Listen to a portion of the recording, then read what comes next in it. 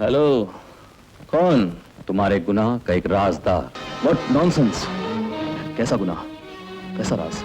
जिस रेखा को तुमने मारने की कोशिश की थी वो रेखा जिंदा है और हमारे कब्जे में है। क्या बकते हो? रेखा मर चुकी है और मुर्दे कभी कब्र से लौटकर नहीं आते। डोंट बी फुलिश, अभी भी वक्त है राजेश। हमसे बिजनेस की बातें हो सकती हैं, वरना कहीं ऐसा ना हो कि रेखा पुलिस स्टेशन पहुंच जाए और अपनी बीवी के कत्ल के इल्जाम में फांसी का फंदा तुम्हारे गले में हो। तुम्हारे पास क्या सबूत है कि रेखा जिंदा है? इसी वक्त पिचोला झील के पूर्वी किनारे राम टेकरी पे पहुंच जाओ। अपनी आंखों से रेखा देखोगे तो सबूत मिल जाएगा। इसे देखने की कोई कीमत नहीं, लेकिन हासिल करने की कीमत है 5 लाख रुपया। Hello, hello.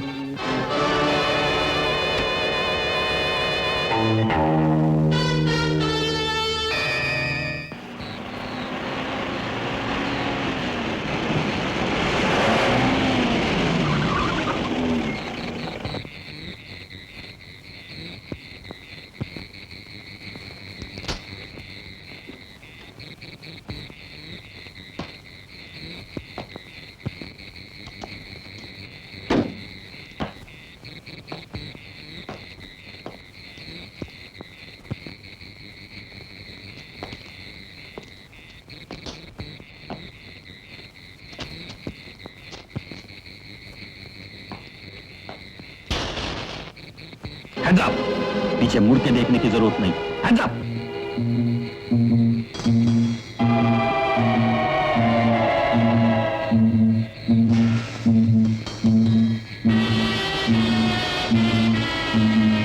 रेखा कहाँ है? थोड़ी दूरी पर। चलो मेरे साथ।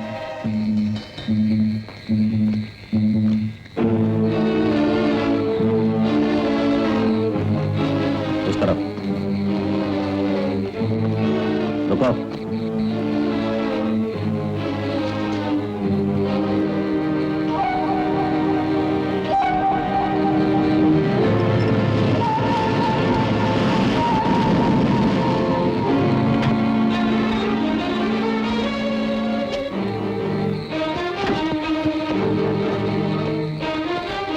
इन्हें लड़की दिखा दो। चलिए, चलो आइए।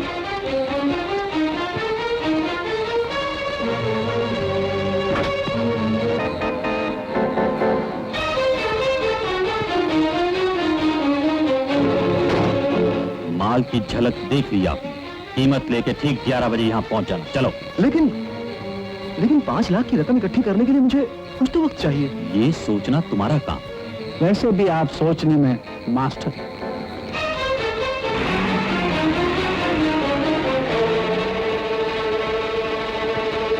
छी छी छी, पैसे के लालच में राजेश इतने नीच काम कर सकता है। भगवान उसे उसके करने का फल जरूर देगा। भगवान उसे ही मंजिल तक पहुंचाता है जो अपने कदम खुद आगे बढ़ाता है। इससे पहले कि राजेश नमिता को कोई नुकसान पहुंचा सके, हमें राजेश को अरेस्ट करवाना होगा।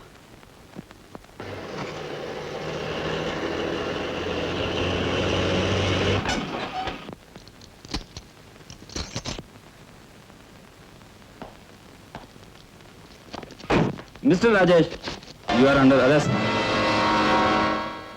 योर ऑनर, मुलजिम पर लगाए हुए सब इल्जाम दफा 302, 304, 364 और 365 क्योंकि नाकाबिले जमानत हैं, इसलिए मैं अदालत से ऑब्जेक्ट योर ऑनर। अगर आप इजाजत दें तो मैं ये साबित कर सकता हूं कि मेरे मौके पर लगाए हुए सारे इल्जाम बेबुनियाद हैं। इजाजत है। Thank you your honour. जहां तक मेरे मुवक्किल पर उसकी पत्नी के खून के इल्जाम का सवाल है, योर ऑनर, इसी अदालत में यह साबित हो चुका है कि वो खून नहीं था, एक आत्महत्या थी। इसी अदालत के आत्महत्या के सर्टिफिकेट को मैं आपके सामने पेश करता हूं।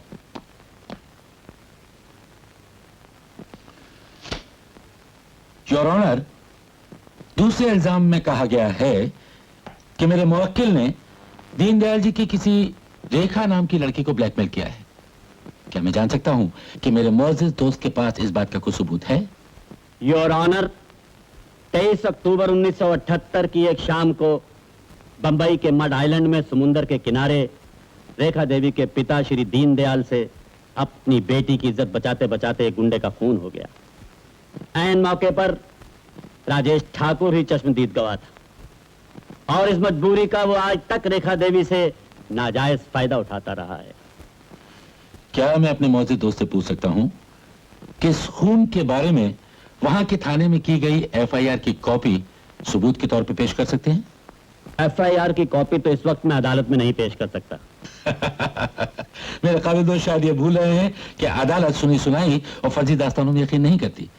इसलिए योर ऑनर, ये दूसरा इल्जाम भी सरासर गलत और बेबुनियाद है। अब रहा तीसरा इल्जाम, तो जब मेरे मुवक्किल ने किसी लड़की को ब्लैकमेल ही नहीं किया तो उसे किडनैप करने का सवाल कहां उठता है? क्योंकि पुलिस और पब्लिक प्रोसिक्यूटर राजेश ठाकुर के खिलाफ कोई ठोस दलील नहीं पेश कर सके, इसलिए अदालत राजेश ठाकुर को जमानत पर रिहा करती है।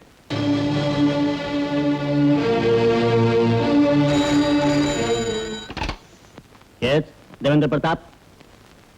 हाँ बोलो नरेश, क्या पता चला? आई सी, आई सी।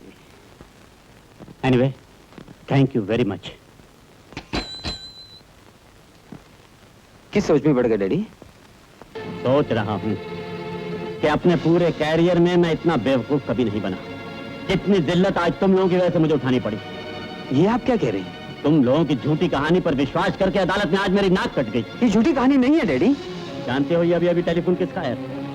बंबई से मेरे दोस्त नरेश पाल का। उसने पूरी इंक्वायरी करने के बाद मुझे ये बताया कि उस रात मड आइलैंड में कोई खून नहीं हुआ। नहीं हुआ? मुझे तो अब शक होने लगा है कि इनकी कोई बेटी थी भी या नहीं, उसका कोई वजूद था भी या नहीं। ऐसा मत कहिए राव साहब। ये देखिए, ये देखिए, ये है वो नेकलेस जो आप लोगों ने मेरी बेटी को दिया था, और ये रही वो घड़ी जो रवि ने मेरी बेटी को तोहफे के तौर पे दी थी। घड़ी? वो घड़ी तो मेरे पास है। ये देखिए, इंस्पेक्टर राजन ने नमिता की लाश से बरामद करके मुझे दी थी। बेटे, जो घड़ी तुमने मेरी बेटी को दी थी वो हमेशा उसके पास रही। ये वही घड़ी है। लाइए तो। ये दोनों घड़ियां तो बिल्कुल एक सी हैं, एक ही बेटी हैं। तुमने ये घड़ी कहां से खरीदी? वॉच कंपनी से। ओहो राव साहब, आइए आइए, नमस्कार। नमस्ते। किशन चंद जी, मैं आपसे एक जरूरी बात करना चाहता हूँ। फरमाइए राव साहब, मैं आपके लिए क्या कर सकता हूँ? ये देखिए, ये घड़ी मेरा बेटा पिछले अक्टूबर को आपकी दुकान से खरीद कर ले गया था। जी हाँ। और ये देखिए दूसरी घड़ी, ये भी बिल्कुल वैसी है और उसी मेक की है। मैं जानना चाहता हूँ, क्या ये घड़ी भी आपकी दुकान से खरीदी गई थी? जी हाँ, जरूर हमारी दुकान से ही खरीदी गई होगी, क्योंकि इस मेक की घड़ियों के डीलर सिर्फ हम ही हैं। ओ, मेरा अंदाजा है कि ये घड़ी भी पिछले अक्टूबर में ही खरीदी गई है। क्या बता सकेंगे कि इस घड़ी का खरीदार कौन था? ठहरिए, जरा अभी रिकॉर्ड देखकर खरीदार का नाम बताता हूँ। अगस्त, सितंबर, अक्टूबर।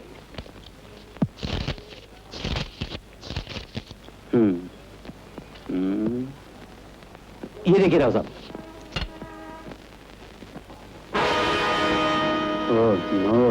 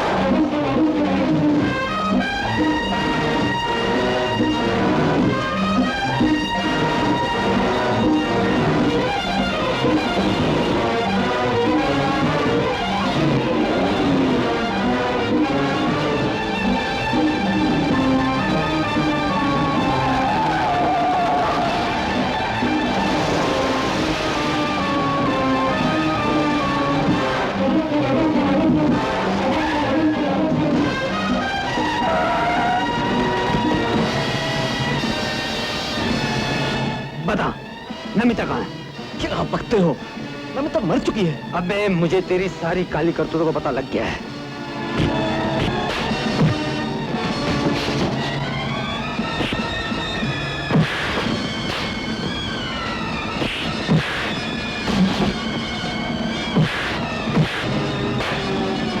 बोल कमीने, नमिता कहाँ है?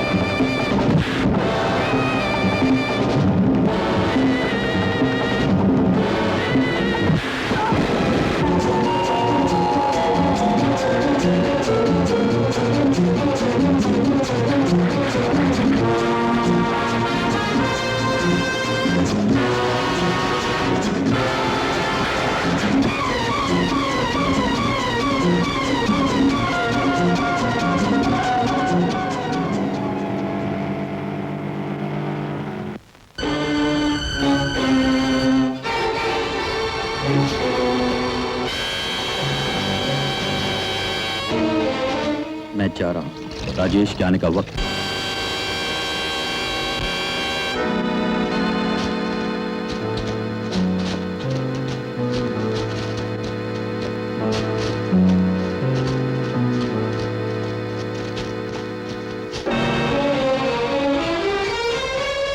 माल लाए हो? दिखाओ। ठीक से। रेखा कहाँ है? आओ मेरे साथ। कहाँ? चलो। बस 2 ही कदम का फासला रह गया हमारे फैसले में। वो रही तुम्हारी रेखा। लाओ, ये बैग मेरे हवाले कर दो। लाओ।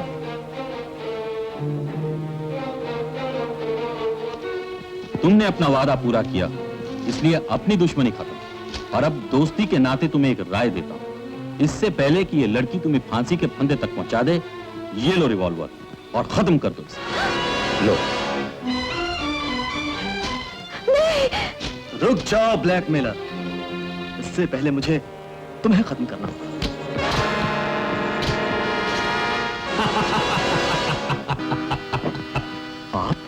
बच्चे, अगर ये असली रिवॉल्वर होता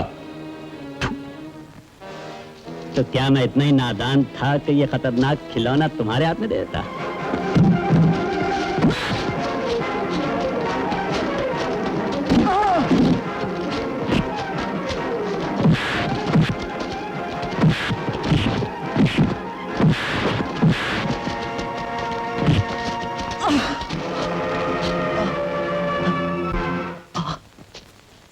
क्यों बेटी, ड्रामा कामयाब रहा? वाह डैडी वाह, कमाल कर दिया आपने। क्या दो तरफा चाल चली है, रेखा आजाद और राजेश कदमों में। बेटे, हम उस वक्त के खिलाड़ी हैं जब तुम पैदा भी नहीं हुए थे। लेकिन डैडी, आप यहाँ पहुंचे कैसे, और वो भी इन कपड़ों में? अभी बताता हूँ। इंस्पेक्टर, राजेश को गिरफ्तार कर लो और ये बैग संभालो, इसमें 5 लाख रुपया है। आओ बेटा।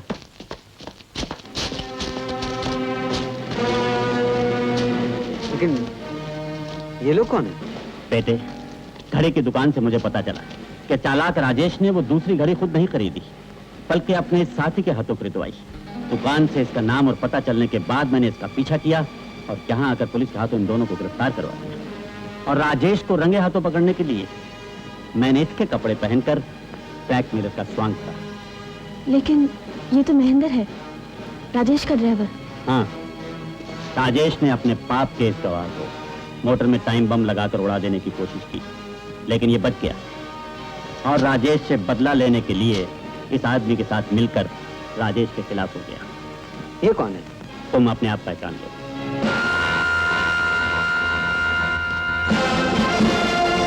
शंकर।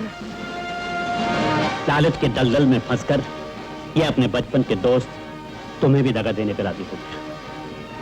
इसने शुरू से ही राजेश का साथ दिया और मौका ब मौका उसे जल महल में घुसने की सहूलियत दी। अब समझ में आया, मेरी ही चिट्ठी से रेखा का पता पाकर तुमने उसे पहले पुष्कर से अगवा कर दिया और उसके बाद हमदर्दी जताने मेरे सामने आ गए। शंकर, तुमने मेरा दोस्ती पर से विश्वास उठा दिया।